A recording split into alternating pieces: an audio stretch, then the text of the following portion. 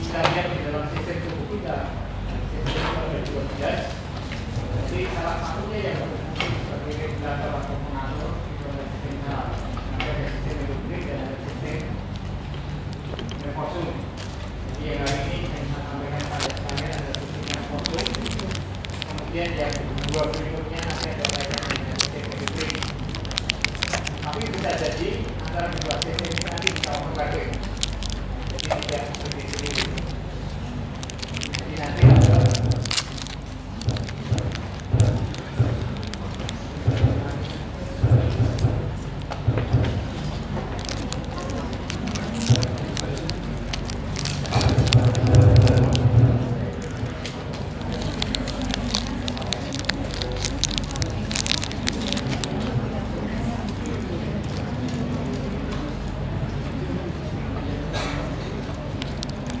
beberapa bagian sistem endokrin ini overlapping nervosum.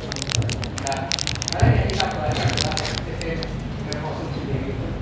Jadi ini ada beberapa sistem yang besar. Kalau dengan alokasi 100 menit, kemudian kita menggunakan CNS dan CNS. Nanti yang akan sampaikan pada bagian variasi dengan intinya.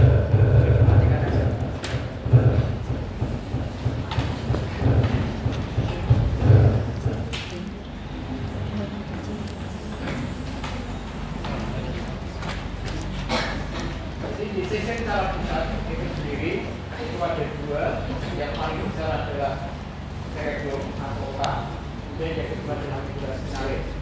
Itu yang masuk ke dalam sistem saraf pusat. Kemudian dari otak dan dari medula spinalis kemudian akan keluar cabang saraf-saraf yang menuju ke perifer, yang nanti disebut dengan sistem saraf perifer. Jadi perifer artinya di sini ya, karena saraf itu keluar dari otak, kemudian menuju ke tepi, ke perifer, makanya disebut dengan sistem saraf perifer. Nah ini juga sama, karena keluar dari otak, makanya disebut dengan nervus cranialis. Kalau satu, akibatnya 12, juga sebenarnya menjadi nervus cranialis. Nanti kalau belajar kan disebut nervus itu satu, kalau banyak dari nervi. Kemudian di medula spinalis juga demikian, karena medula spinalis itu sepanjang dari leher yang nanti disebut spinous cervicalis sampai ke paling bawah yaitu di sacralis. Sehingga makanya jumlah nervusnya juga lebih banyak dibanding yang nervi cranialis. Nah, sekarang tentunya nanti ada beberapa pengecualian, ada beberapa yang kita nanti ada kenal beberapa istilah. Jadi nanti yang di area gastrointestinal itu nanti ada sistem saraf tersendiri. Jadi nanti makanya disebut dengan sistem saraf enterin. Karena ini agak sedikit beda. Itu yang sedikit beda. Kemudian nanti ada beberapa istilah yang keluar, kalau ini nanti istilahnya terkait dengan anatomi. Jadi nanti ada sebutan nukleus, dan ada sebutan ganglion. Apa beda ganglion dan nukleus? Kita itu nanti ada. Jadi mungkin sudah dijelaskan. Nah, ini sekarang yang menjadi bahasan utama di fisiologi. Kita melihat bagaimana kemudian sistem saraf itu berfungsi. Jadi antara sistem endokrin dan sistem nervosum itu memiliki kesamaan. Kesamaannya, jadi setiap di neuron itu nanti ada penerima stimulus atau menerima rasa yang disebut dengan sensor. Kalau di endokrin nanti sebutannya adalah reseptor. Jadi itu memang fungsinya adalah khusus untuk menerima stimulus. Jadi di sini ada istilah sistem saraf sensorik, ada sistem saraf sensorik. Karena di situ fungsinya adalah menerima stimulus. Nah, bagian khusus yang menerima stimulus disebut dengan reseptor. Di sistem saraf nanti reseptornya bermacam-macam karena jenis stimulusnya juga bervariasi. Ada kaitannya dengan rangsang cahaya yang nanti ada di mata kita, ada di sana reseptornya, di dalam kornea ada reseptornya. Kemudian pendengaran, di sana juga ada reseptornya. Begitu kita makan, di situ ada reseptor yang membedakan manis, pahit, asam. Di lidah kita, di sana ada reseptornya. Kemudian di dalam rongga hidung, di situ ada reseptor untuk menghidu. Oh ini baunya busuk, oh ini baunya aromanya harum dan seterusnya. Di sana ada reseptornya. Kemudian di kulit kita, di situ juga ada reseptor, yaitu ada reseptor untuk suhu, ada reseptor untuk tekanan, ada reseptor untuk nyeri dan seterusnya. Jadi semuanya akan diterima oleh reseptor yang itu ada merupakan pangkal utama masuk ke neuron berikutnya, yaitu masuk ke sistem saraf sensorik. Jadi di dalam entah itu sistem saraf pusat, entah sistem saraf perifer, nanti akan ada 3 bagian, yaitu sensorik, kemudian itu ada pusat atau integratif atau penyimpan atau pengolah data. Kemudian yang ketiga adalah bagian motorik atau yang mengirimkan pesan setelah stimulus tadi diolah oleh pusat tadi, kemudian disampaikan ke divisi motorik di sini. Jadi ada divisi ke bawah, jadi ke atas melewati sensorik, ke bawah sampai ke bagian yang nanti melaksanakan perintah pesan tersebut, ya disebut dengan efektor. Nah, efektornya itu bisa mungkin otot skelet, mungkin bisa jadi otot poros. Otot poros ini mungkin otot poros kaitannya kelenjar, mungkin otot poros kaitannya dengan jantung, organ-organ dalam. Jadi di sini bisa bermacam-macam. Dan pada waktu motorik itu sampai ke efektor, ini bisa berbagi kemungkinan. Kemungkinan bahwa setelah ini nanti dilaksanakan oleh efektor, kemudian pesan itu disadari, makanya kemudian masuk ke dalam somatic nervous system. Karena di situ adalah kaitannya perubahan gerakan yang terjadi perubahan tubuh kita. Tetapi nanti juga ada pesan yang sampai ke efektor itu kemudian sama sekali kita tidak menyadari, makanya disebut dengan autonomic nervous system. Jadi kita tidak merasakan bagaimana itu terjadi. Yang kita rasakan adalah perubahannya, efeknya. Prosesnya kita, kalau tadi kita bisa menyadari, oh bahwa kalau misalnya tadi melangkah ke depan, kemudian kaki saya angkat, tangan kemudian saya goyangkan, tubuh kemudian gerak, kemudian semua kita sadari.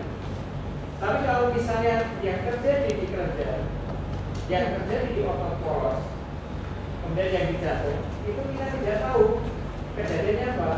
Tapi kemudian kita merasakan, contohnya apa? Contohnya kita berdebar-debar. Oh, berarti ini ada perubahan di sini otonom. Karena kita merasakan denyutnya menjadi lebih cepat. Atau mungkin kemudian kita merasakan karena di situ ada keringat yang keluar dari tubuh kita. Oh, baru tahu bahwa oh ini ada peningkatan karena ada keringat yang keluar. Ini ada beberapa contoh yang di situ kita kejadian tidak tahu, tapi merasakan dampaknya atau efeknya. Atau juga keluarnya hormon, kita tidak tahu kapan keluarnya, tapi kemudian efeknya bisa kita rasakan. Contohnya pada wanita, di situ ada siklus menstruasi. Oh iya, berarti hari ini kemudian ada menstruasi. Kita kan tidak tahu kapan hormonnya keluar, tapi kemudian tahu bahwa oh ini ada terjadi di sana. Ini adalah beberapa contoh. Jadi ini merupakan kerja dari sistem saraf maupun sistem medullary. Nah, dan kalau kita lihat ini. Jadi tadi ini intinya fungsi sesen saraf ya hanya 3. Yang pertama adalah mengantarkan pesan, mengantarkan stimulus. Kemudian yang kedua adalah menjawab stimulus. Kemudian yang ketiga adalah menganalisis. Jadi ini sensorik dulu, kemudian kita dari, baru kemudian motorik. Nah, ini akan unsur respon. Responnya tergantung apa yang masuk ke dalam sesen saraf. Ini sama. Nah, kalau kemudian kita lihat, jadi inilah yang masuk ke dalam divisi sesen saraf pusat. Jadi di sini ada otak yang paling besar, kemudian juga sinaris. Kemudian dari sini akan keluar cabang-cabang saraf-saraf keluar. Inilah yang masuk ke dalam sesen saraf perifer. Dan sebenarnya sesen saraf perifer itu kemudian baru kita ketahui setelah ada pembagian di sesen saraf motoriknya. Jadi itu apakah nanti otonom, apakah kemudian nanti otomatis. Sekarang kalau kita kembali ke ini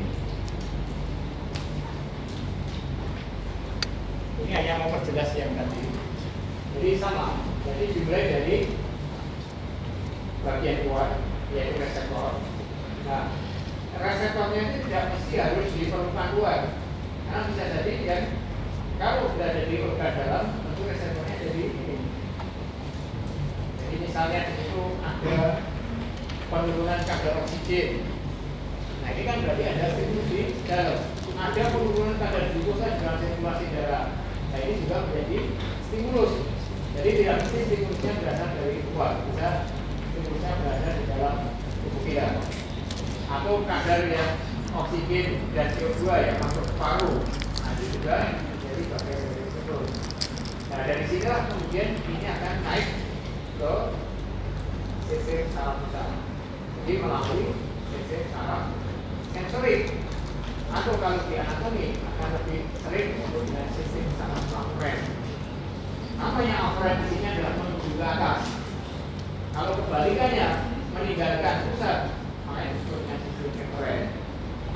Nah, baru divisi parasimpatis dan simpatis itu baru berada di sini. Setelah ada pesan yang keluar dari sesen saraf pusat, kemudian di sini akan ada yang somatik dan ada yang otonom. Otonom pun dibagi jadi divisi parasimpatis dan simpatis. Inilah yang nanti akan dilakukan oleh efektor. Jadi ada reseptor, kemudian ada sensorik, ada pusat, kemudian ada motorik, dan kemudian ada efektor. Itu fungsi sesen saraf secara umum. Tapi tentunya nanti ada beberapa pengecualian dan ada beberapa kekhususan di masing-masing sesen saraf. Jadi kalau kita lihat di sini, ya, di sensorik, di reseptornya ada yang reseptornya somatik, yaitu di bagian yang kita merasakan, langsung kita merasakan ada perubahan, kita sadari. Sementara nanti sensorik itu juga berasal dari alat-alat visceral yang di situ kita tidak menyadari, karena ini berada di bagian dalam tubuh kita. Nah, kemudian sama tadi di efektor tadi, efektor bisa motorik yang sifatnya somatik dan ada motorik yang sifatnya visceral. Jadi ini dari otot-otot yang kita bisa merasakan perubahannya. Kemudian kalau yang di sini ini kita tidak merasakan. Sekarang saya contohkan pada waktu gerakan menelan. Gerakan menelan itu termasuk disadari atau tidak? Disadari. Menelan disadari atau tidak? Disadari. Ya. Ada makan, nggak sadar saya kuliah bahwa ini menelan. Memang pada saat awal menelan, iya betul kita sadari, yaitu di mangkal lidah. Itu awal menelan kita sadari. Tapi setelah berikutnya, apakah kita tahu ini sudah sampai teman di tengah-tengah? Oh ini dalam sesuatu di sini. Kita nggak tahu. Jadi pertamanya kita masih menyadari, tapi begitu sudah habis menelan, kita sudah tidak sadar lagi. Ini makanan itu berada di mana? Apakah osefagus masih di faring? Apakah di tanah osefagus? Apakah kemudian sampai lambung? Kita tidak tahu. Tahu-tahu nanti kita merasakan, oh sekarang saya merasakan kenyang. Bagaimana kemudian kita merasakan kenyang? Tahunya dari mana? Nah, di situ ada sistem sarafnya, di sini ada ini, ada stretching di sini. Berarti di situ ada makanan masuk, yang di situ kemudian lambung. Lambung ini ada sebagai tempat menyimpan makanan. Sehingga kalau ada isi makanan, berarti lambungnya akan mereda. Nah, regangan lambung inilah kemudian di situ ada sinyal saraf yang masuk. Sehingga kemudian kita merasakan, oh iya, bahwa sekarang saya merasakan kenyang karena tidak ada makanan yang masuk. Ini sebagai contoh, yang kaitannya gerakan-gerakan yang kita sadari dan gerakan yang tidak kita sadari, tapi kemudian efeknya dampaknya kemudian kita merasakan. Nah, kemudian kita nanti melihat bagian dari otak, tapi saya tidak akan menjelaskan satu persatu, karena waktunya tidak akan mungkin sampai. Jadi tentu ini nanti yang sambil nanti ya bagian-bagian pokok saja dan bagian atas. Jadi nanti di cerebrum ya ini saya katakan korteks cerebri. Kemudian yang kedua adalah ganglia basalis. Kemudian yang ketiga adalah sistem limbik. Saya kira mungkin sampai di situ. Nanti kalau memungkinkan di batang otak, ya di sini ada mesencephalon, ada pons dan ada juga ujung mata. Jika memungkinkan, nanti akan saya sampaikan. Kalau tidak, mungkin nanti tidak terlalu pasti. Kemudian cerebellum, ini adalah di bagian paling bawah otak kita sebelum pindah ke medulla spinalis.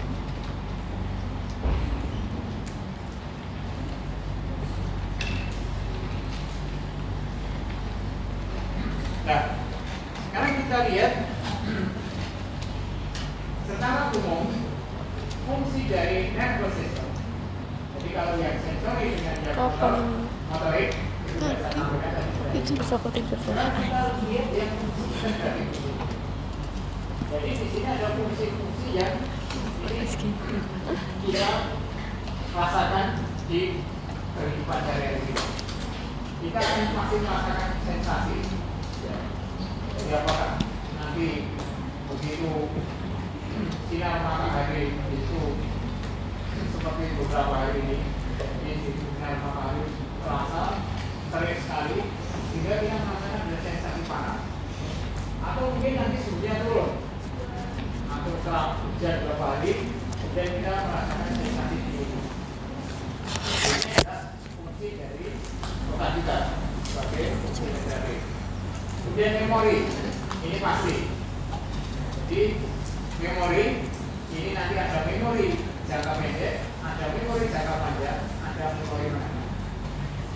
Ini nanti ya, tentu Anda sekalian, jadi mahasiswa, tentu harapannya bahwa kita belajar nanti apa yang Anda pelajari itu masuk ke memori mana atau memori jangka panjang. Jika pada waktu Anda ujian, kemudian kok saya masih ingat, oh dulu ada ini. Tapi kalau hanya masuk memori jangka pendek, jadi hari ini saya sampaikan, nanti pulang keluar dari sini Anda tidak ingat lagi. Itu berarti masuk ke memori jangka pendek. Jadi tadi apa yang disampaikan? Ya sudah, kalau tadi saya dengar, tapi begitu keluar apa tadi ininya? Berarti itu masuknya di memori jangka pendek. Nah tentunya agar kemudian Anda ingat kembali, kemudian Anda pelajari lagi, sehingga di situ dari memori jangka pendek kemudian bisa Anda ulangi lagi, kemudian kita memori menengah atau memori jangka panjang, sehingga besok mungkin 1 semester lagi, mungkin 1 tahun lagi Anda masih ingat. Kemudian fungsi yang berikutnya adalah berpikir. Jadi dulu kita punya pikiran, kita bisa memikirkan sesuatu. Ya, jadi kita bisa dengan kita ada pikiran di situ, kita bisa memikirkan bahwa apakah ini baik bagi saya, ini tidak baik, dan tentunya kemudian kalau di situ tidak ada pikiran, kemudian kita akan mengambil keputusan. Jadi memutuskan apakah ini baik kalau saya kerjakan, apakah ini akan bermanfaat kalau saya kerjakan. Itu semua fungsi di dalam otak kita.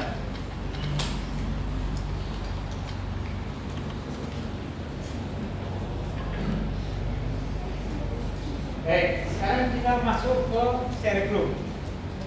Jadi kita mulai dari sistem saraf pusat, kita mulai dari cerebellum. Saya tidak akan menyampaikan terkait dengan bangunan-bangunan. Nah, ini nanti ada belajar di anatomi. Jadi tentunya yang nanti akan ada banyak tambahkan. Ya, kaitannya nanti adalah pembagian ini. Jadi nanti ada hemisferium sinistra dan ada hemisferium ekstra. Nah, nanti dari segi fungsi ada segi fungsi. Nah, kemudian dari cerebellum sendiri nanti kan ada cortex cerebri. Nah, dari sinilah nanti ada beberapa fungsi yang kaitannya dengan area di dalam.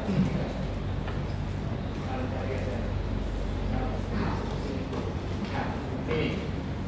Sekarang kita masuk ke cortex cerebri. Di situ ada beberapa lobus yang kita lihat. Sekarang saya berikan ilustrasi dan silahkan Anda memberikan komentar. Jadi bagian manakah yang terlibat di dalam salah satu ilustrasi yang saya sampaikan. Jadi misalnya ada cahaya yang mengenai mata kita. Terserah apapun cahayanya. Mungkin sinar matahari juga boleh, sinar lampu juga boleh. Begitu Anda terkena sinar, kemudian gerakan yang Anda lakukan, kemudian Anda menutupi wajah Anda, atau kemudian Anda memejamkan mata Anda. Kira-kira bagian lobus manakah yang terlibat di dalam proses tersebut?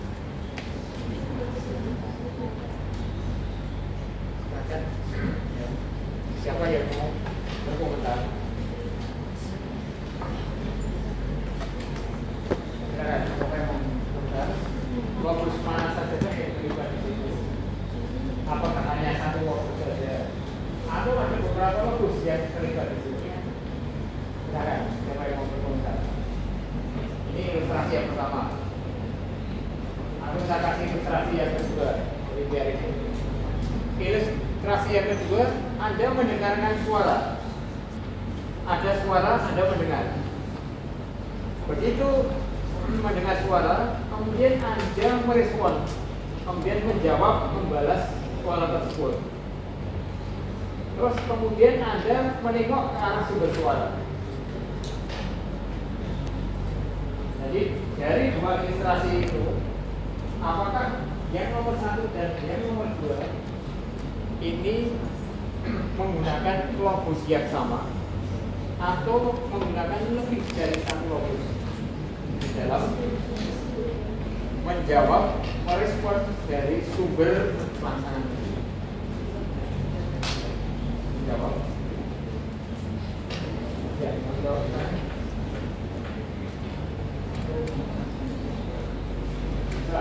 Mau ilustrasi yang pertama, ilustrasi yang kedua. Ini hanya contoh, banyak yang tidak bisa dari. Silakan. Tidak.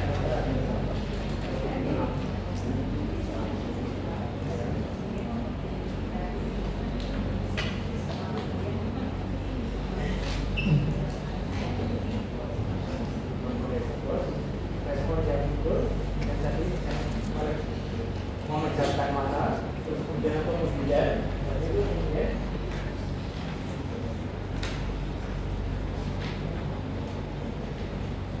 misalnya ya, semuanya kan memejamkan mata, yang berpikir, kemudian itu memutuskan untuk memejamkan mata atau menghindar dari sumber cahaya. Jadi ini melibatkan apa ini?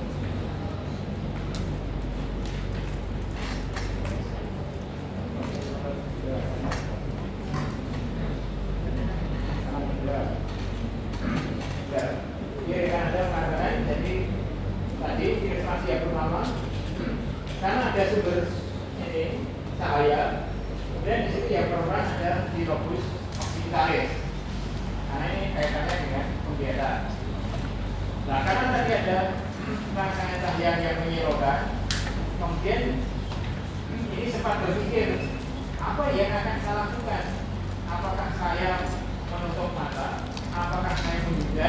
menjauh dari sumber cahaya, jadi ini menyebabkan fokus frontalis karena di sini memikir. Nah, kemudian keputusan yang diambil, saya menjauh dari sumber cahaya, jadi menyebabkan fokus kaitannya dengan gerakan tubuh kita, jadi fokus frontalis juga. Nah, di situ ada area, yang di sini ada area motorik. Jadi ini memberikan gambaran, walaupun sumber pelaksananya hanya cahaya, tapi di sini tidak hanya memberikan satu fokus untuk jawab. Jadi ini memberikan gambaran bahwa di dalam tubuh tadi kami dari sebutkan di bawah ini ada sifat kreatif. Berarti di situ tidak hanya satu gerakan yang akan menjawab satu stimulus tadi. Dengan suara tadi juga demikian gambarannya. Jadi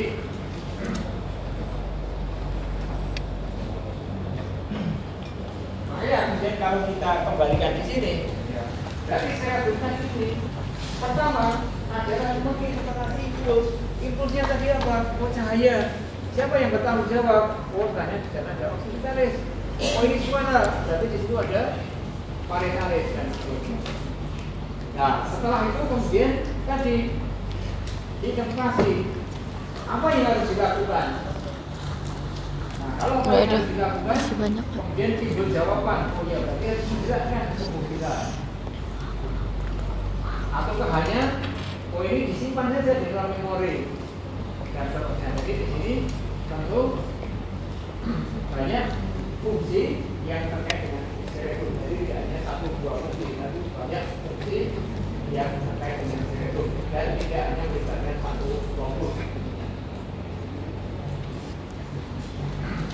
Nah, kalau kemudian kita lihat bagian-bagian logis tadi, kemudian kita lihat di sini. Mana yang berfungsi tadi?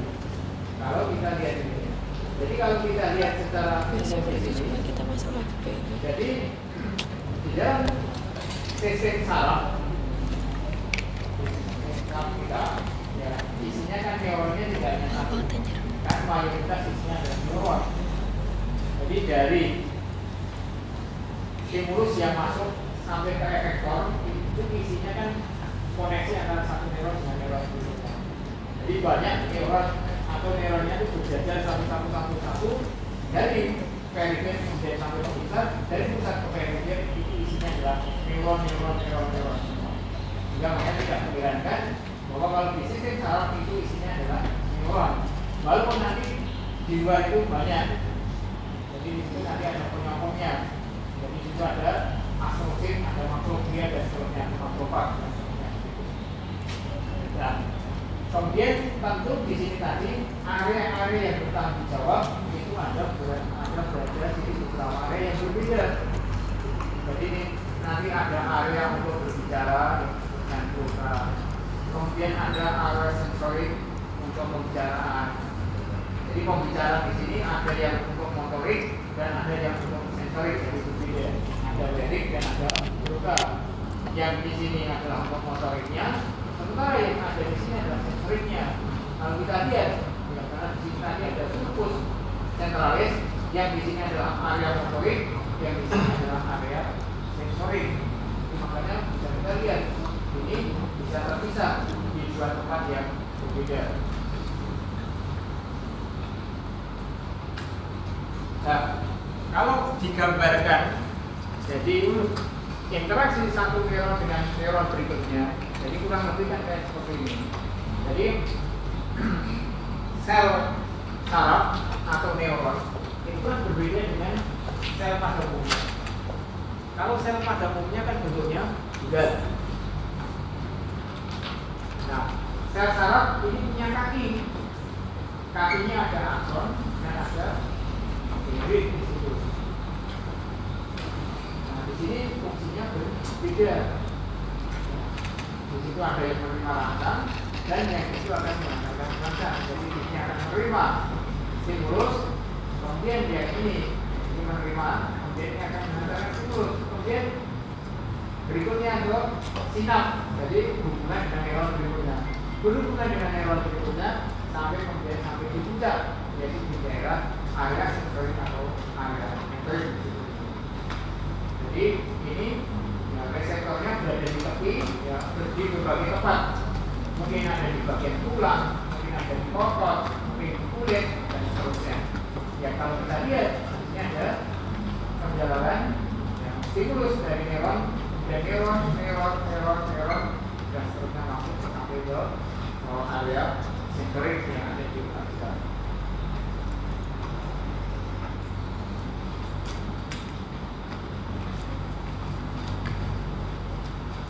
Ya, sekarang kalau di korteks cerebri, kemudian bisa kita lihat di mana letak area sensorisnya. Jadi ini area sensorik untuk masing-masing fungsi. Ini bisa kita lihat ada area sensorik untuk pendengaran, ada area sensorik untuk penglihatan, ada untuk berbicara, ada untuk yang permukaan, maksudnya dari kulit, ada yang untuk perasa, maksudnya untuk kaitan dengan makanan. Kayak ada juga yang kaitan dengan penciuman atau pembulu, yang nanti kita bisa membau. Apakah ininya bau harum, bau busuk dan seterusnya. Ini juga ada area sensoriknya. Kemudian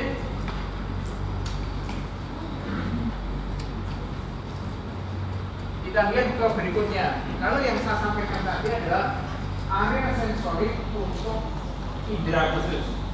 Maksudnya ada penglihatan, kemudian ada pendengaran, ada pembulu, dan kemudian ada perasa. Nah, sementara untuk sensorik untuk anggota gerak yang lain, untuk bagian yang lain, dan bisa kita lihat di bagian korteks cerebri. Jadi letaknya yang paling dekat itu berada di atas. Kemudian yang paling pinggir atau paling jauh letaknya ada berada di paling atas. Jadi kita lihat ini untuk yang di dalam korteks cerebri untuk area sensorik yang berasal dari bagian tubuh dari yang paling dekat sampai ke yang paling jauh, yaitu kaki dan alat di dekat yang sana. Area motoriknya juga sama, jadi ini sama antara motorik dan sensorik letaknya juga sama. Yang berada paling jauh berada di atas, kemudian ini karena yang paling dekat yang berada di kepala kita, yaitu berada di bagian kanan.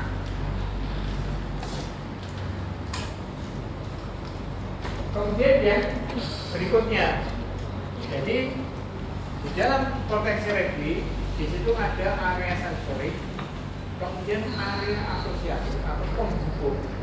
Asosiasi kan penghubungan itu hubungan. Kemudian nanti ada area motorik. Dan jadi kalau namanya ya, penghubung, ya, ini menghubungkan antara kalau misalnya tadi dibagi menjadi hemisferium sinistra dan hemisferium dextra, di sana ada penghubungnya. Jadi ada serabut asosiasinya. Jadi serabut asosiasinya, nanti yang kita kenal kalau di anatomi itu ada corpus callosum. Nah, itu menghubungkan antara bagian satu dengan bagian yang lain. Kemudian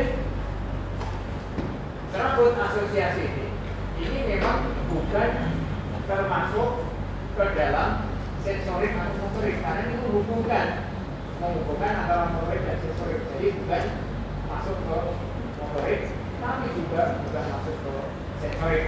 Jadi memang murni menghubungkan antara sensorik dan motorik. Nah, jadi ini fungsinya apa? Serabut asosiasi ini fungsinya jadi untuk menganalisis dan menginterpretasi stimulus yang masuk. Itu ya kaitannya dengan serabut asosiasi. Kemudian fungsi yang berikutnya ini juga berfungsi untuk tempat menyimpan memori. Itu juga fungsi untuk ini kita berargumentasi. Kemudian ini juga bagian kaitannya dengan untuk bahasa, jadi pakai verbal. Kemudian kaitannya dengan keputusan, kaitannya dengan emosi, itu juga ada di lokasi area sensorik. Nah, kemudian kalau kita bagi per lobus, ternyata area sensorik per lobus ini fungsinya berbeda. Jadi disesuaikan tadi dengan sensoriknya tadi. Karena yang lobus frontalis tadi ada ini kaitannya dengan tadi kegiatan-kegiatan otak yang sifatnya kompleks. Ada konsentrasi, ada yang merencanakan, kemudian itu memutuskan atau memecahkan masalah. Jadi ini ada dari lobus frontalis. Nah, yang di parietalis tadi kan ada juga ada area basic, dan adalah area sensorik. Makanya kemudian di sini adalah untuk menerjemahkan, memahami. Ini berarti ada di lobus parietalis. Jadi di area basic tadi ada sensoriknya. Kemudian untuk memahami apa maksud dari suara tadi, apa maksud dari kata tersebut, kemudian satu asesmennya adalah dari lobus parietalis. Kemudian kita masuk yang berikutnya, yaitu setelah sensorik, kemudian ada asosiasi, kemudian yang berikutnya adalah selaput motorik. Jadi sini adalah motor, jadi adalah untuk menggerakkan pesan tadi disampaikan ke efektor. Nah, di lobus frontalis ada area presentralis yang di sini adalah merupakan pusat motorik. Jadi makanya letaknya berada di ini, dan ini adalah merupakan pusat untuk mengontrol gerakan yang disadari. Jadi letaknya yang kita lihat tadi dari yang paling dekat yaitu di area wajah sampai ke ujung kaki itu adalah pusat motoriknya ada di lobus frontalis. Kemudian tadi untuk berbicara tadi sensoriknya ada di larynx, kemudian motoriknya ada di pusat. Jadi itu selalu ada sensorik, asosiasi, kemudian motorik. Demikian juga untuk penglihatan juga ada sensoriknya, kemudian asosiasi, kemudian motoriknya. Ini yang ada di dalam sistem saraf. Ini sama. Nah, kemudian kalau kita lihat secara detail, kemudian bisa kita lihat apa beda di frontalis, kemudian parietalis, temporalis. Pertama ini ada sensornya. Nah, kalau kita lihat di lobus frontalis, ini kita tidak menggambarkan area sensorik. Di parietalis ada sensoriknya, temporalis ada sensoriknya, di occipitalis ada sensoriknya, tapi di lobus frontalis tidak ada. Karena letak sensorik itu ada di belakang. Jadi yang di sini hanya serabut asosiasi atau area asosiasi dan area motorik. Ini yang membedakan dengan ketiga lobus berikutnya. Ini ada sensoriknya, ada asosiasi, sensorik asosiasi, sensorik asosiasi. Tapi untuk frontalis adalah asosiasi dan motorik.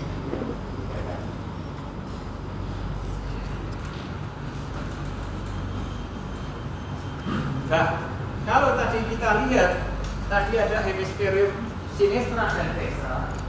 Sekarang apa beda fungsinya antara kedua hemisferium? Nah, kalau kita lihat pada umumnya, hemisferium yang berfungsi, yang dominan itu adalah hemisferium sinistra. Yang paling dominan itu adalah otak kiri dibanding otak kanan. Jadi kalau ini nanti terjadi, jadi nanti kalau Anda sudah belajar di klinik, jadi kalau nanti stroke itu yang terkena antara otak kanan dan otak kiri, itu nanti gejala atau manifestasi klinisnya akan sangat berbeda. Nah, kalau kita lihat, kalau di otak kiri ini bisa kita lihat apa fungsinya di sana. Jadi kalau stroke-nya dari pembuluh darahnya yang tersumbat itu di otak kiri, ini akan mengalami gangguan ini.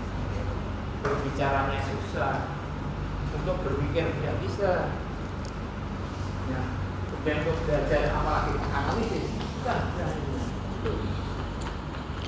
Jadi ini kalau yang terkena dari yang kiri. Kalau yang terkena belah kanan, ini yang dominan adalah motoriknya. Jadi gangguannya adalah susah untuk jalan, susah untuk menggerakkan, susah untuk menelan. Nah itu adalah motoriknya. Jadi kalau nanti terkena stroke itu bisa dicari. Jadi yang belah kiri yang ini.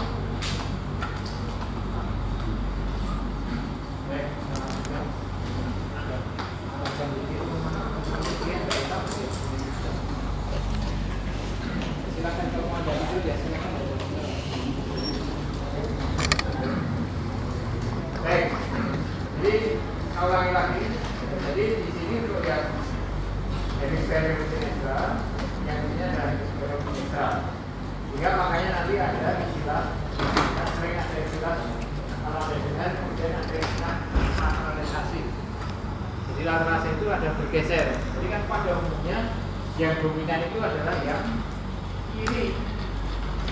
Tapi bisa jadi nanti kemudian ada pergeseran. Karena akan bergeser ke arah kanan. Bisa terjadi. Karena antara kanan dan kiri itu beda fungsi. Jadi kalau yang kanan itu lebih dominan ke bahasa dan emosi.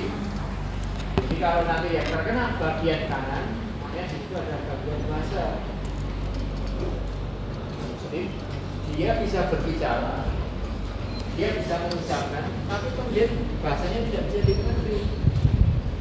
Karena yang berfungsi di bahasa itu ada di belah kanan. Sementara yang mengendalikan sifat motoriknya berada di kiri untuk dia berbicara. Jadi di situ yang menjadikan. Kemudian yang sebelah kanan selain itu bahasa, kemudian di situ juga kaitannya dengan musik dan keindahan itu di belahan otak yang kanan.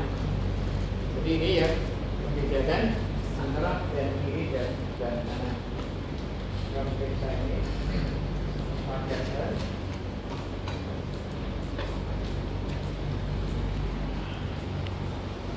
Sekarang kita masuk yang kedua, yaitu masuk ke nukleus basalis atau ganglia basalis.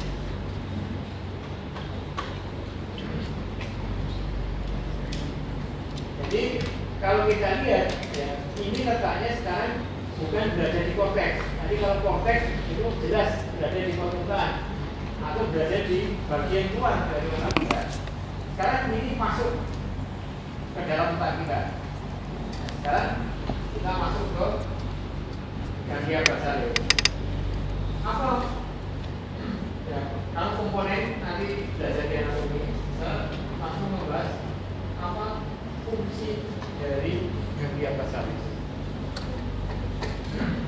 Nah, kalau kita lihat di ganglia basalis nanti akan menghasilkan yang disebut ada dopamin. Jadi nanti ada dopamin, kemudian dua ada glutamat, kemudian ketiga ada GABA. Jadi menghasilkan dopamin, kemudian glutamat dan GABA. Nah,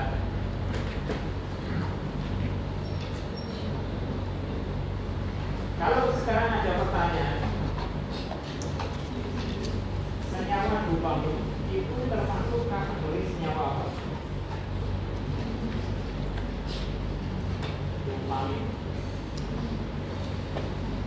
Jadi ada tiga, ada dopamin, ada glutamat, dan ada GABA. Kalau ditanya senyawa dopamin termasuk senyawa apa?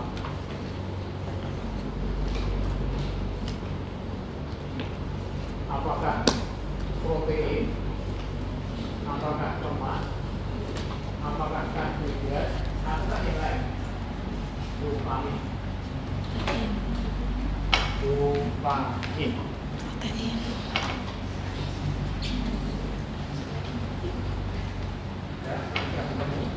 Termasuk senyawa apa? Dopamin. Termasuk senyawa apa? Dopamin.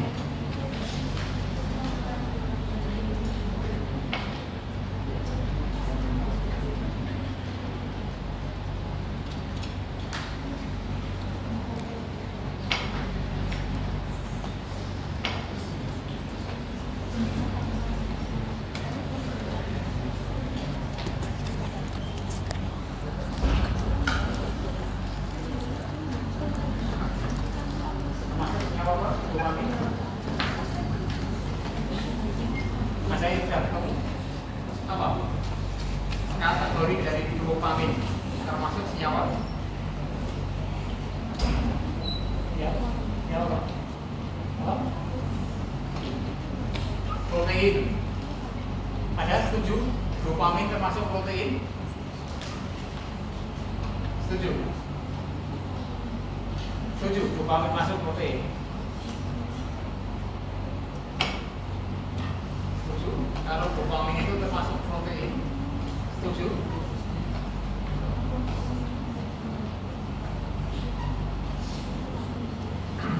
Dulu pernah saya ajarkan ada sekali di semester 1, ya kan? Masih kan? Apa?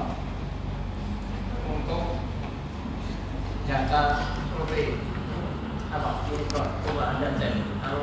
Kalau dopamin itu termasuk protein, Anda coba cek. Ada nggak di sana?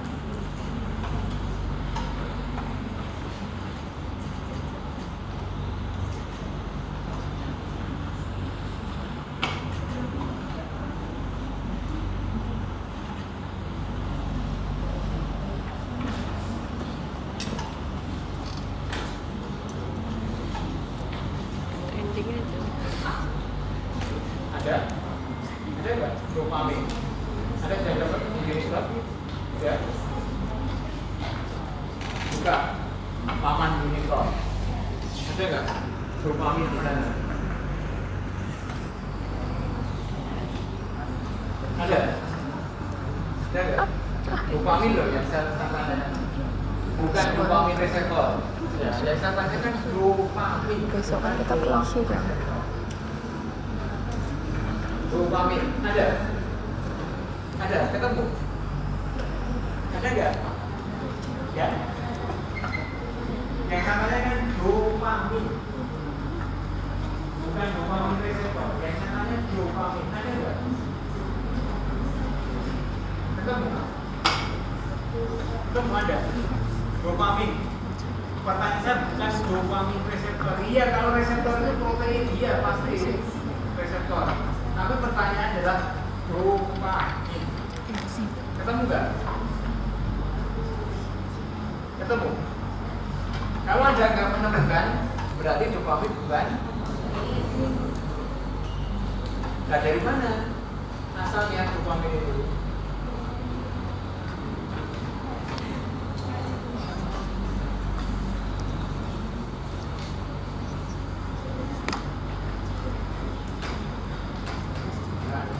Cari ya. Karena glutamat termasuk nyawa apa? Glutamat. Ya, yang satu dopamin yang cari nanti apa? Anda cari sendiri. Sekarang glutamat termasuk nyawa apa? Masuk.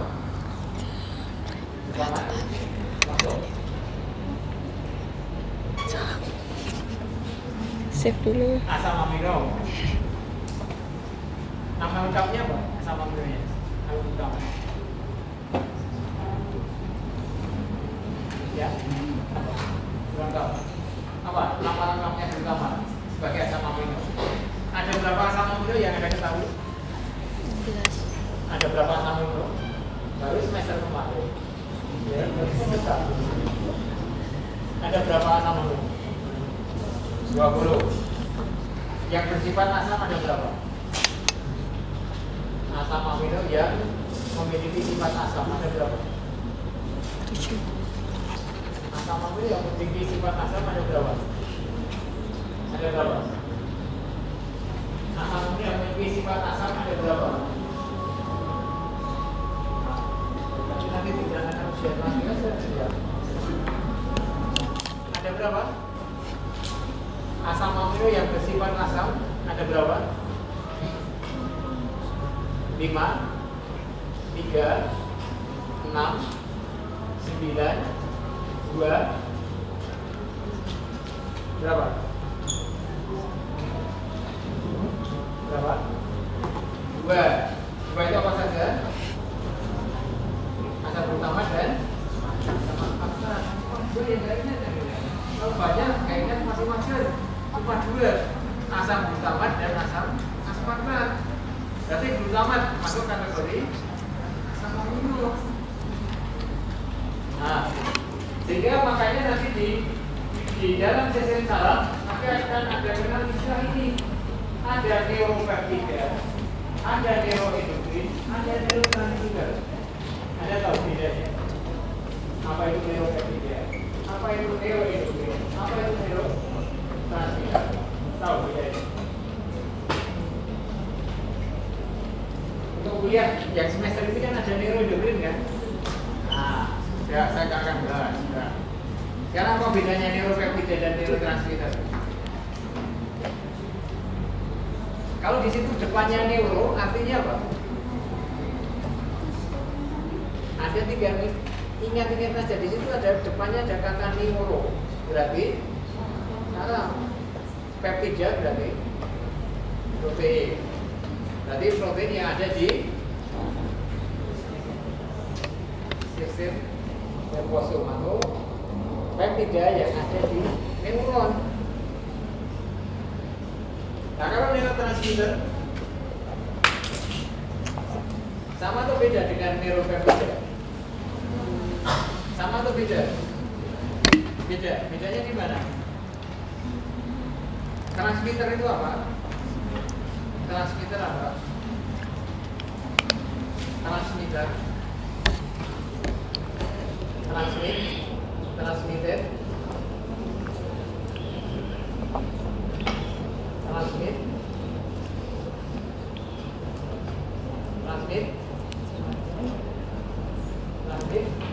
Ya. Pemancar, lain-lain, transmit. Transmit mengantarkan. Kalau transmitter berarti pengantar. Jadi perantar yang ada di neuron. Nah, beda nggak dengan neuropeptida? Bedanya? Kalau neuropeptida protein, kalau neurotransmitter ada nggak yang non protein neurotransmitter? Ada apa? Lupa nih. Nah, jadi ada neurotransmitter yang bukan dari peptida ada. Jadi ada makanan di bawah ada teks. Ya. Jadi ini ada beberapa neurotransmitter di gambar ini ada GABA, ada glutamat, dan ada dopamin. Jadi ini fungsinya. Ya, jadi di sini adalah untuk mengatur bahwa sinyal yang masuk nanti jangan sampai berlebihan di situ. Jadi di sini dikendalikan. Jadi ada eksitatorinya dan ada inhibitorinya. Jadi begitu nanti masuk ke otak, ini jangan berlebihan responnya sesuai dengan stimulus yang masuk. Jadi kalau stimulusnya masuk 10, ya responnya harus 10. Jangan sampai stimulusnya masuk, responnya 20. Nah, jadi di sini ada ini. Ini fungsi dari proses pasal satu bagian pasal. Sekarang kita geser langsung ke berikutnya. Ini saya geser aja nama dulu. Sekarang yang ketiga adalah sistem bimbing. Ya, ini kita loncat-loncat sebenarnya. Kenapa sistem bimbing di sini begitu penting untuk dibahas kalau kita berbicara untuk sistem nervosus? Ya, jadi ini sudah sambal ini. Ya. Jadi ini fungsinya tadi kan ada fungsi emosi, ada penghantaran tadi sensorik, tapi kemudian ada fungsi emosi. Jadi kalau kita lihat yang di atas tadi konteks cerebri, ganglia basalis itu tidak ada ini.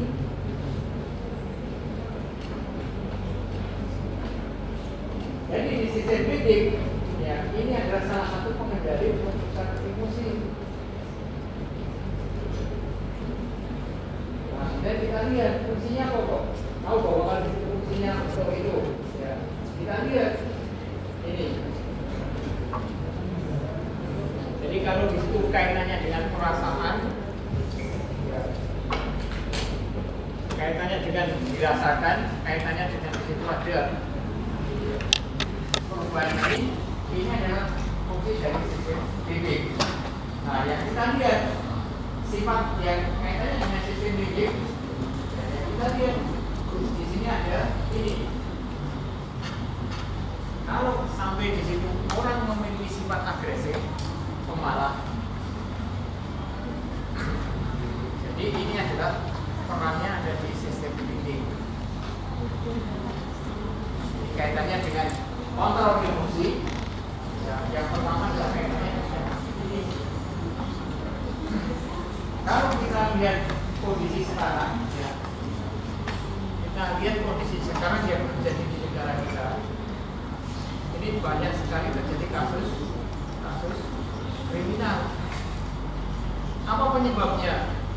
Rata-rata penyebabnya bukan masalah yang besar.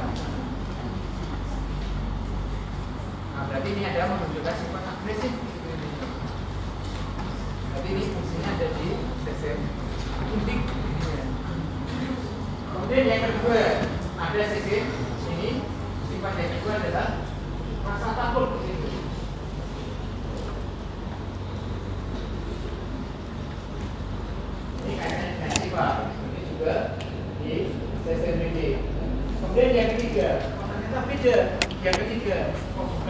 sifat. Yang ketiga adalah kaitannya dengan pusat lapar dan kenyang. Apakah kenyang dan lapar itu kaitannya dengan emosi? Iya. Enggak. Kalau orang lapar kemudian agresif, iya.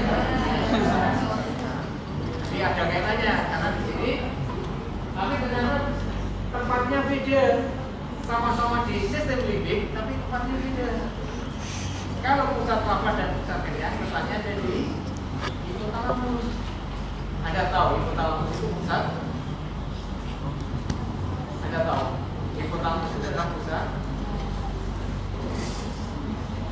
Hipotalamus itu adalah pusat segala aktivitas kita itu pusatnya hipotalamus.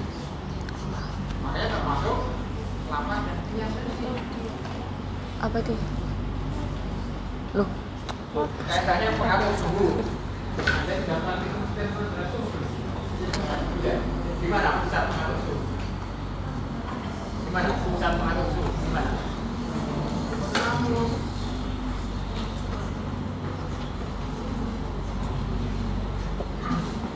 Kalau hormon, jadi besok saya sampaikan di pertemuan 2 dan 3. Di mana? Hormon, pusat pengendali hormon di mana? Pusat pengendali hormon di mana? Di hipotalamus. Makanya nanti ada akses hipotalamus, hipofise. Jadi ini pusat ini. Sekarang ada pusat lapar dan kenyang. Tapi di hipotalamus itu isinya adalah neuron. Jadi nanti ada neuron yang di situ akan menjawab ini kenyang. Ini ada neuron yang menjawab ini lapar. Jadi nanti ada neuron orexigenik dan ada neuron anorexigenik di sana untuk menjawab ini. Kemudian yang keempat, kalau yang keempat saya tidak bicara banyak, karena Anda umumnya masih maja. Ya. Apakah kegiatan seksual terkait dengan emosi? Ya, Anda belum berpengalaman ya nggak tahu. Yang mesti paling nggak sudah pernah baca. Anda pernah baca terkait enggak kegiatan ya aktivitas seksual dengan emosi? Terkait. Jadi ini adalah berada di sistem ini karena kaitan dengan emosi. Kemudian yang terakhir ada pusat reward dan punishment. Ini juga berada di sistem limbik.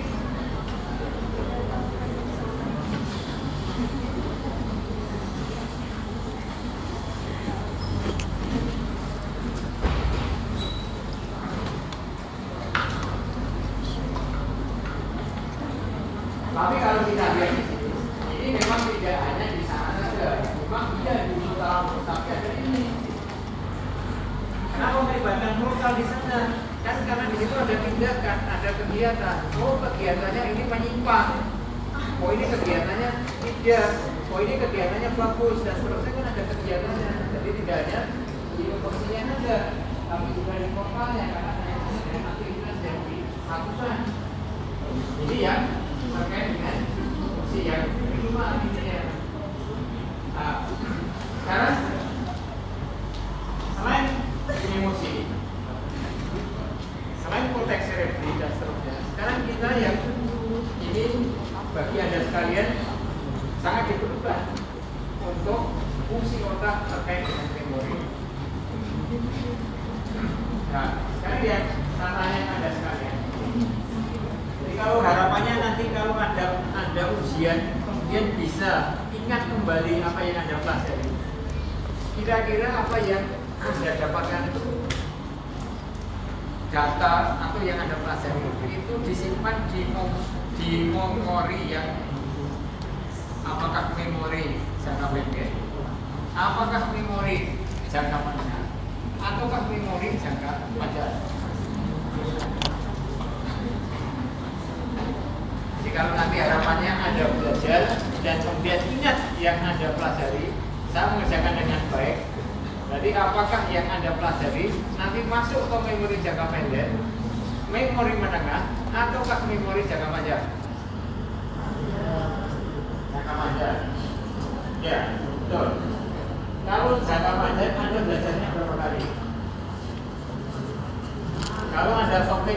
belajar satu topik atau belajar ujian blok, ada berapa kali minimal untuk mempelajari terkait dengan apa yang Anda pelajari. Nah, kalau Anda hanya belajar satu kali, itu tidak mungkin akan masuk ke memori jangka panjang.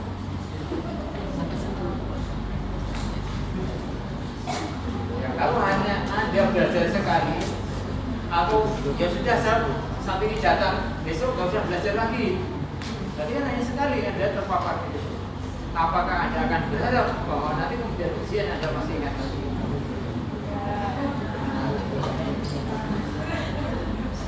Nah, jadi makanya kalau Anda berharap kalau memori jangka panjang, tentunya ini nanti ada ini kan ada memori jangka pendek dan ada memori jangka panjang. Saya berharap masuk yang mana?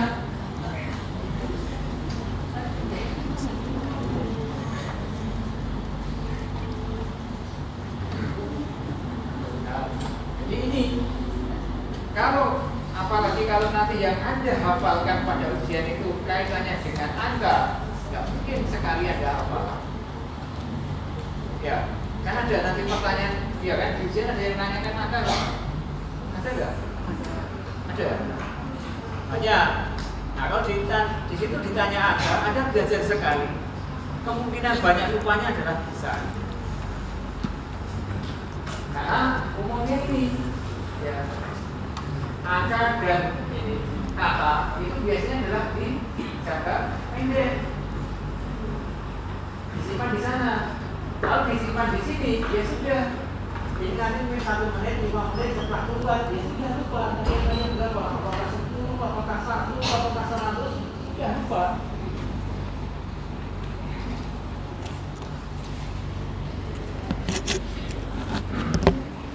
Kemudian kalau tadi misalnya, oh iya tadi ada singkatan untuk asam glutamat.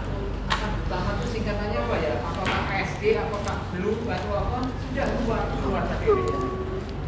Itu kan dari kaitannya dengan blue. Tapi kalau kaitannya dengan ya, kaitan dengan kalimat, dengan frase, atau itu harapannya adalah ini. Ada belajar tadi, ada belajar tentang mekanisme, belajar tentang pengertian. Tentu ini akan kemudahan.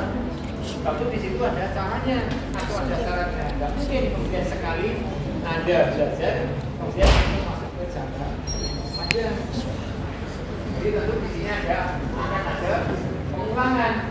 Tapi memang ada beberapa yang di sini bisa masuk yang di situ membekas di Anda walaupun sekali.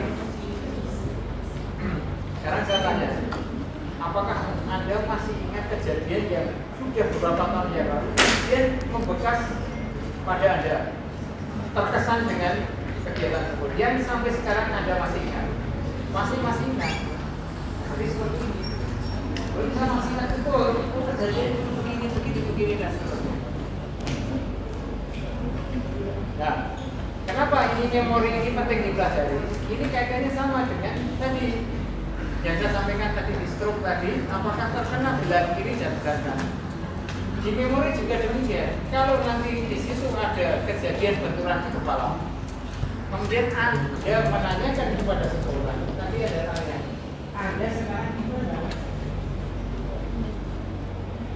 Siapa nama Anda? Ini siang atau malam? Itu bisa menjadi clue di sini. Kalau ditanya kemudian dia nggak tahu ini siang atau malam, ini masuk memori jangka panjang atau jangka pendek? Kalau ditanya saat ini siang atau malam, kemudian dia nggak bisa menjawab. Kira-kira ini memori jangka pendek atau jangka panjang? Dia tidak tahu saat ini. Jadi maksudnya adalah dia tidak tahu ini saya sekarang di mana. Tapi kemudian ditanya siapa namanya, dia masih ingat. Oh berarti dulu dikasih nama orang tuanya, jadi saya masih ingat. Jangka panjangnya masih ingat, tapi memori sekarang ini tidak ingat.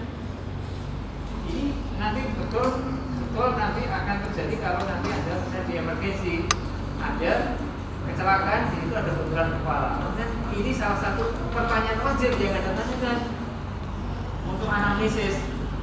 Anda di mana sekarang? Siapa namamu? Ini siap atau malam? Tadi kenapa kok ini sekarang ada di sini? Dia menjadi bisa saya.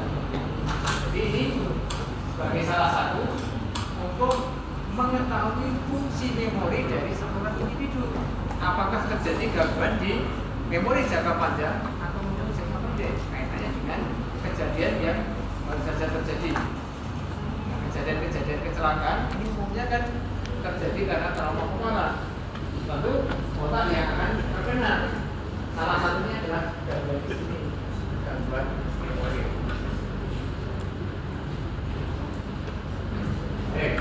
Kemudian kita masuk satu lagi di encephalon. Kenapa perlu di encephalon? Karena nanti selain ada hipotalamus, di situ nanti ada keluarnya beberapa nervi cranialis. Karena nanti mulai ada keluar sistem saraf perifer. Nanti di sini ada nervus ini, ada tragus opticus. Berarti ada nervus 2 di sana. Ini kan termasuk dalam nervus cranialis. Tapi di luar ini yang penting adalah ini. Ada pernah dengar kelenjar pinealis? Pernah dengar? Kelenjar pinealis menghasilkan hormon melatonin. Untuk apa melatonin? Apa fungsi hormon melatonin? Kalau Anda pernah dengar melatonin dan pernah menggunakan, mungkin ada yang menggunakan melatonin. Apa fungsi dari hormon melatonin? Ini adalah letak di encephalon. Karena ada kelenjar pinealis. Apa fungsi melatonin? Ya, untuk apa? Ya. Jadi hormon melatonin kaitannya nanti ada yang disebut dengan irama sirkadian, siklus jaga dan siklus tidur. Jadi kita mengantuk, kita tidur itu karena ada peran dari kelenjar pinealis yang menghasilkan melatonin. Tapi mungkin nanti tanya, nah ini siang hari nggak ada melatonin kok sebenarnya tidur misalnya. Itu lain cerita nanti yang ditanyakan. Ini adalah yang dimaksudkan adalah siklus atau irama biologis kita. Kalau kita tidur, di situ akan terjadi kenaikan melatonin. Kapan melatonin keluar? Kalau hormon melatonin itu keluar,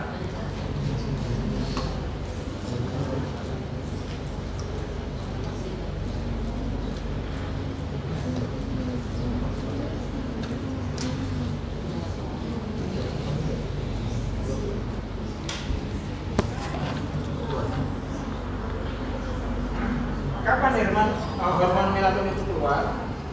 Jadi ini stimulus utama untuk keluarnya hormon melatonin itu adalah ada tidaknya rangsang cahaya matahari. Nah, kapan sinar matahari itu meredup? Jadi tiap bulan pasti beda karena tergantung dari rotasi matahari. Anggap misalnya jam 5. Jam 5 itu matahari sudah mulai turun, ini kan sudah meredup. Sehingga di sini rasanya cahaya sudah mulai menurun. Jadi reseptornya ada di sini. Jadi ada di mata kita reseptornya. Nah, ini adalah merupakan reseptor cahaya. Jadi di sini melibatkan ada beberapa transduksi. Jadi ada ganglia dan ada transduksi situ. Jadi dengan redupnya cahaya, inilah yang kemudian menyebabkan kelenjar pinealis mulai mengeluarkan hormon melatonin. Makanya begitu hari tambah gelap, melatoninnya tambah naik. Sehingga kemudian di situ kita merasakan ngantuknya semakin berat. Sehingga kemudian disitulah kemudian menyebabkan kita tertidur. Memang ada deviasi, ada anomali. Anomali apa? Nah sekarang kan paham, sekarang itu kan juga seperti terang benderang, siang hari, sinar listriknya banyak. Kira-kira berpengaruh nggak terhadap mata kita untuk ini menerima rasa dan berpengaruh pada minat ini? Pengaruh nggak? Pengaruh di situ. Ya. Jadi inilah yang nanti kemudian ada terjadi pergeseran irama sirkadian, sehingga kemudian banyak muncul penyakit yang terjadi di akhir-akhir ini karena terjadi pergeseran irama sirkadian. Malam itu untuk istirahat, tapi malam tetap untuk kerja. Pada situ melatonin ini fungsinya adalah ini mengistirahatkan segala macam aktivitas tubuh untuk mengembalikan ke kondisi aman. Tapi di situ kemudian dipasang ini yang kaitannya dengan biasimol. Sudah usah dengan detail apapun ya. Kemudian kita sekarang geser ke sistem alaperifer.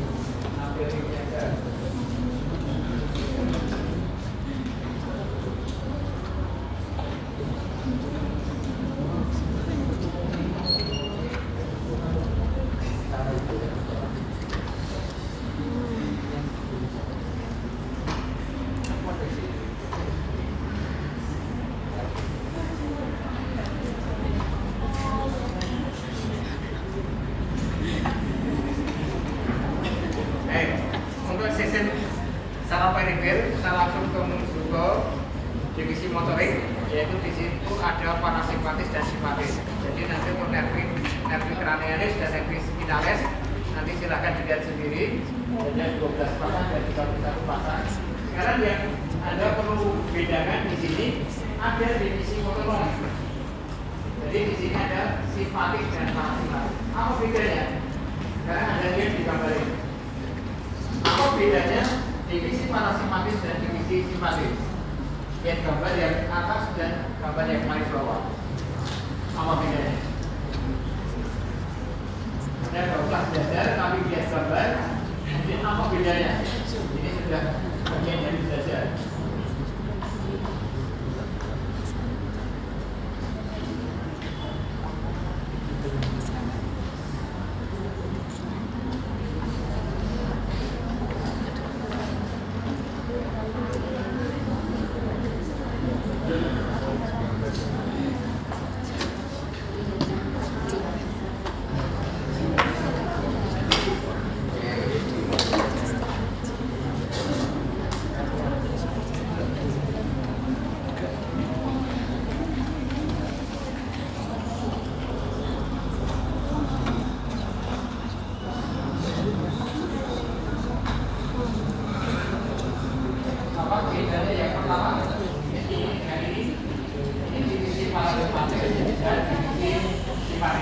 Apa beda yang pertama?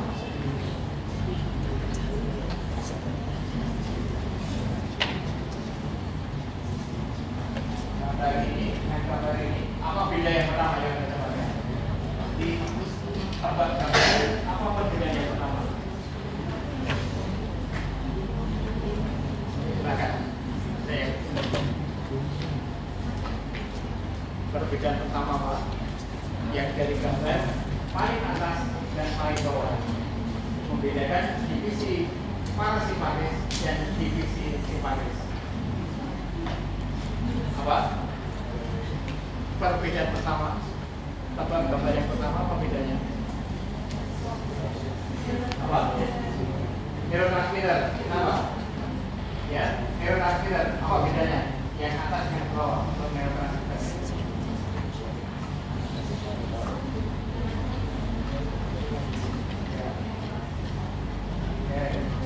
Jadi beda yang pertama, untuk yang parasimpatis hanya satu neurotransmitter, asetilkolin. Kalau ditanya nanti kembali, asetilkolin jadi apa bukan?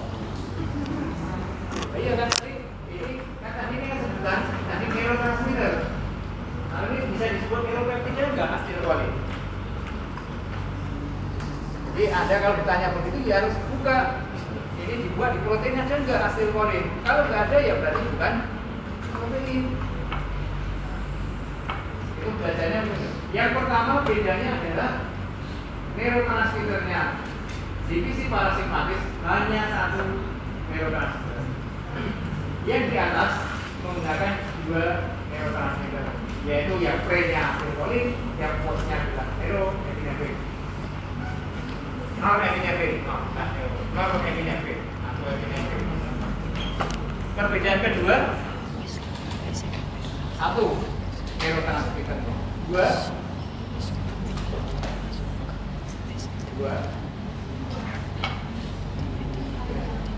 panjangnya, gimana panjangnya?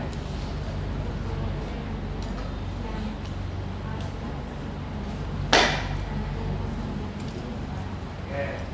Perbedaan yang kedua, yang divisi simpatis pregandernya pendek, yang parasimpatis pregandernya panjang. Dua, tiga,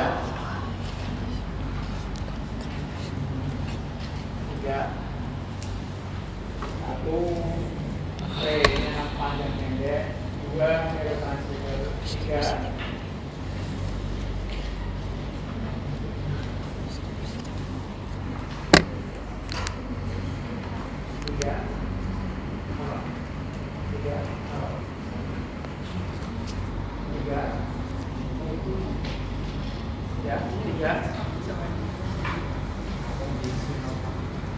yang ketiga, dia gambar atas dan gambar bawah. Kalau usah lihat yang tengah. Apa? Yang ketiga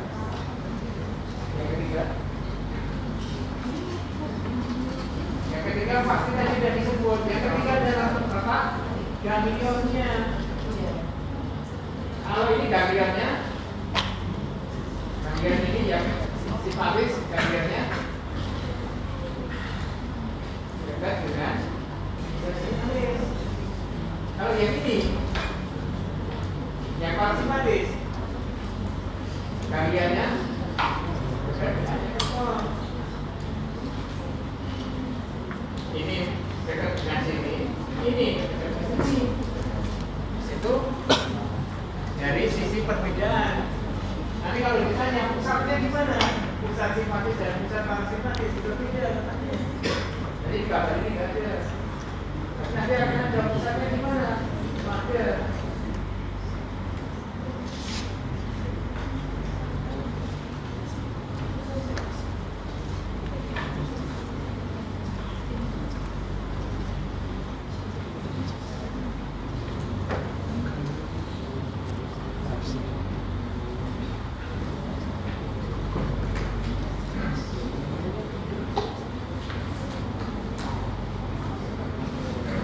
Nah, sekarang ini letak berikutnya bedanya di mana? Ini pusatnya.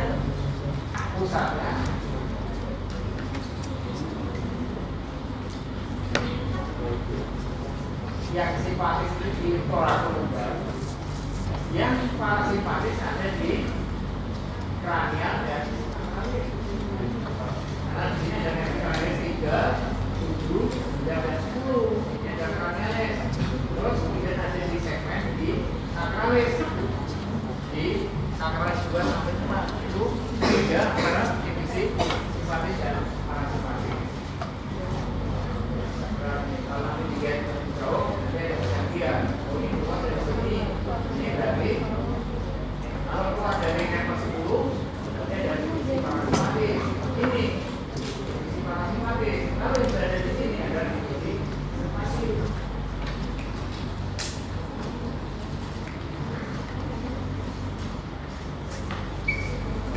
Yang terakhir,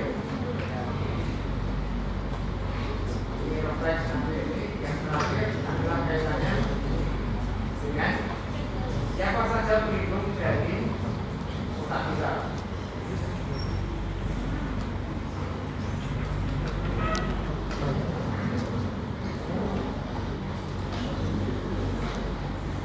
Yang terakhir ini, Anda kenal istilah blood-brain barrier? Pernah dengar? Pernah dengar istilah sawar otak? Pernah? Apa itu? Apa itu blood-brain barrier?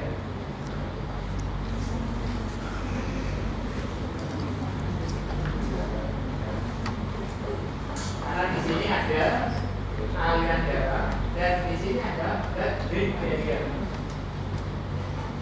apa? Kalau Anda pernah dengar, apa itu sawat dan atau apa itu blood barrier?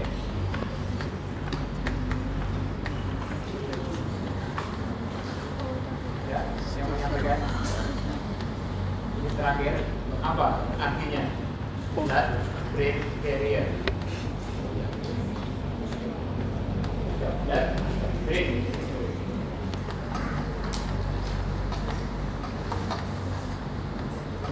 Anda sudah pernah belajar histologi untuk apa namanya hepar? Sudah? Sudah belum? Histologi hepar sudah. Gimana kondisi pembuluh darah di hepar?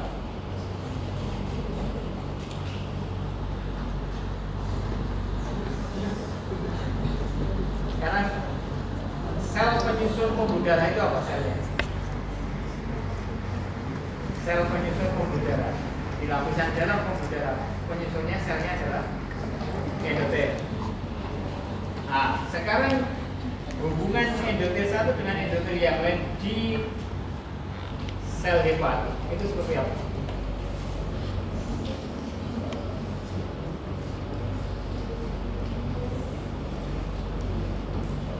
Anda pernah belajar lihat di hepar, kemudian lihat di otot, kemudian lihat di otak.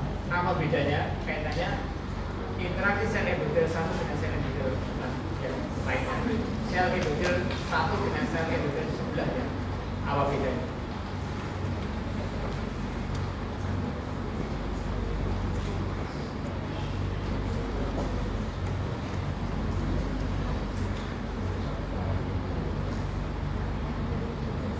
Lupa.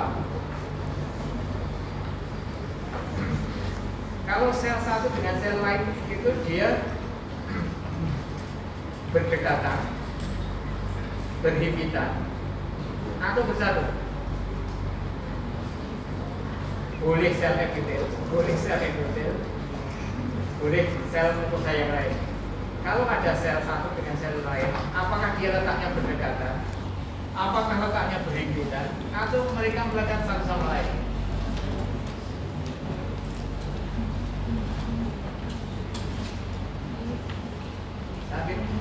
Saya hilangkan dulu yang hebatnya. Sekarang kalau ada sel satu dengan sel yang lain, kalau Anda lihat histologi itu, selnya itu mereka berdekatan, apakah berhimpitan, ataukah melekat satu sama lain?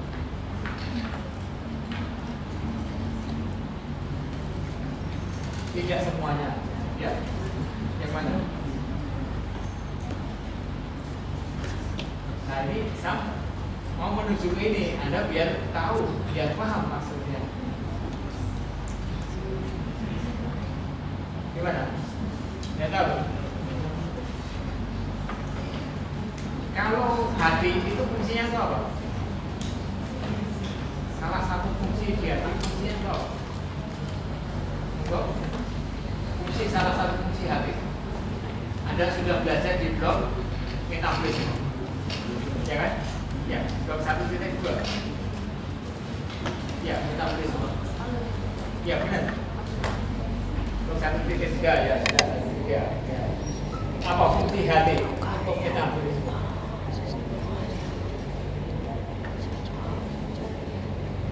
Tahu? Pencernaan lemak. Selain lemak, ada yang lain juga? Hanya lemak saja. Ya. Untuk berikutnya. Nah, kalau tadi mungkinlah ada yang mengatakan mencerah lemak, ada yang membawa glukosa, ada yang membuat glikogen. Kalau dari dari usus kemudian sampai ke hati, dia melewati apa? Jadi kan tentu kan tadi makanan tadi kan diserap lewat usus dulu. Nah kemudian sampai hati dia lewat mana? Lewat vena porta. Nah kalau pembuluh darah tadi ke endotel, apa kemudian dia bisa masuk langsung ke hati? Kalau di situ ada sel-sel endotel di dalam pembuluh darah tadi. Nah, gimana kok kemudian dia bisa masuk ke dalam hati. Kalau itu ada endotelnya nggak bisa keluar. Ya. Nah, ini coba ini. Ya. Jadi saya berikan ini. Jadi semua yang masuk ke hati tadi, sel-sel endotel yang ada di pembuluh di hati, mereka itu tidak melekat satu sama lain. Mereka terpisah, renggang jaraknya. Sehingga apa yang dibawa tadi kemudian bisa langsung masuk. Itu yang di hati, karena hati fungsinya adalah pusat metabolisme. Jika di situ dia perlu menggunakan banyak cara. Begitu lewat pembuluh darah, endotelnya renggang, langsung masuk ke dalam hati. Yang di situ nanti enzim akan bekerja di sana, termasuk tadi membentuk nikotin tadi. Nah sekarang yang pertanyaan tadi, apakah di otak sama seperti di hati sel endotelnya? Tidak, bedanya di mana? Gimana kalau di otak? Apakah sel endotelnya renggang satu sama lain seperti di hati? Enggak. Makanya bukan namanya barrier kalau di situ renggang. Makanya kalau di otak endotelnya satu sama lain adalah melekat. Makanya kemudian membentuk barrier di situ.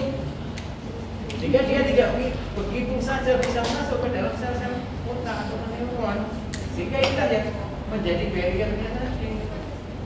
Coba kalau apa-apa itu kemudian endotelnya longgar, sudah otak itu menjadi pusat isi sampah di sana, karena bisa masuk seperti di hati. Jika makanya ada blood-brain barrier ini, itu sel endotelnya sangat jadi tadi melekat satu sama lain, sehingga tidak bisa langsung masuk ke dalam neuron. Sehingga adalah selektivitasnya adalah sangat tinggi, sehingga otak tidak akan mudah terjadi intoksikasi oleh macam bahan yang masuk ke dalam darah. Itu fungsinya sebagai blood-brain barrier tadi. Hanya senyawa-senyawa tertentu yang dapat bisa masuk ke dalam sel-sel neuron. Salah satunya adalah yang bisa langsung masuk, salah satunya adalah O2. Yang oksigen itu langsung masuk di situ, bisa langsung menembus. Kenapa O2? Kalau ditanya tadi kenapa O2? Ini ada alasan. Ya. Kenapa bisa menembus? Ya alasannya otak itu metabolismenya harus bersandar pada O2, tidak bisa menggunakan yang lain. Ada ingat untuk pembuatan energi di dalam tubuh kita sebenarnya dari mana? Dari O2, fosforasi organik. Selain O2 ada enggak? Bisa enggak? Tidak usah menggunakan O2 untuk membuat energi. Bisa enggak? Bisa enggak? Tanpa O2 bisa membuat energi. Bisa enggak? Bisa, namanya tanpa oksigen kemudian terbentuk energi, namanya glikolisis energi. Tapi otak tidak bisa melakukan ini, harus ada oksigen. Jadi berarti betul-betul menyadarkan ini energinya adalah fosforilasi, tidak yang lain. Sehingga yang dibutuhkan apa? Satu O2, yang kedua glukosa. Jadi ini adalah yang harus bisa masuk ke dalam otak, dua, glukosa dan O2. Makanya kemudian ada ini. Makanya kemudian tidak lihat ini konsumsi oksigennya tinggi sekali di sana. Kemudian yang kedua juga ini butuh glukosanya paling tinggi dibanding yang lain, karena tidak bisa menggunakan yang lain. Dan saya kira itu saja.